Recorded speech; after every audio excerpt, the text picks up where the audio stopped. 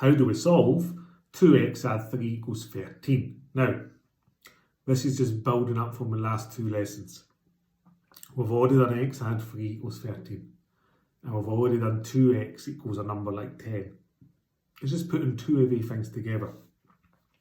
So we can imagine this pictorial again. We've got 2x.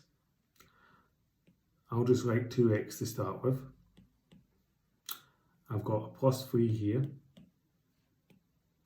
And I've got a plus 13 here. Now if it says just x, if this just said x here, we would just try and get the 3 to go away, and it's exactly the same thing. Except we're just going to try and work out what 2x is instead of x. So the first step is the same as we did before. Like in the first video, we're going to do the opposite of add 3, which is minus 3, because that makes that disappear, and we need to do the same to both sides. So I'm now left with the situation of having 2x, and I've got left 13 take away 3 plus 10. So I now need to know what each x is. So I've got x, and I've got x.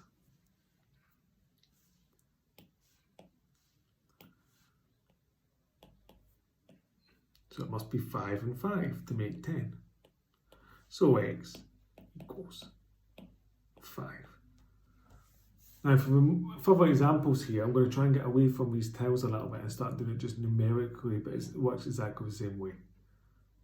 So let's have a look at that. So example 2 says, solve 3x take away 5 equals 25.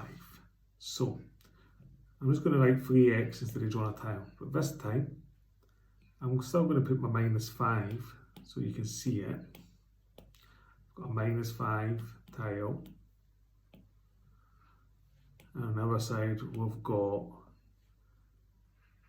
I'm just going to write 25.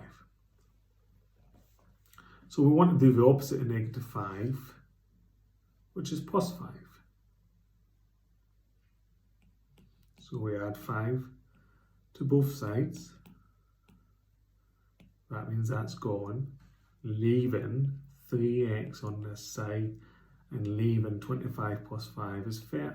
So we now know that 3x equals 30, so x must equal 30 divided by 3, because we've seen that already. So x must equal 10. Let's do another example. Completely ditching the tiles this time. Solve 6a take away 1 equals 2.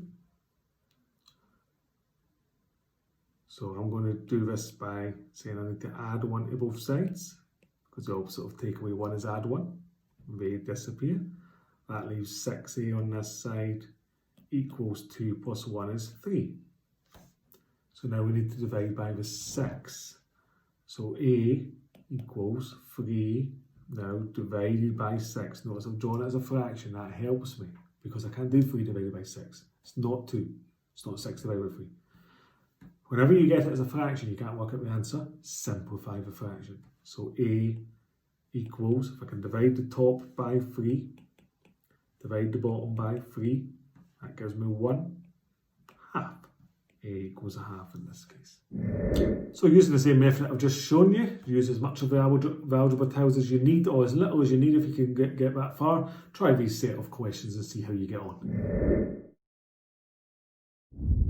And here is the answers to those sets of questions. I hope you did well in them.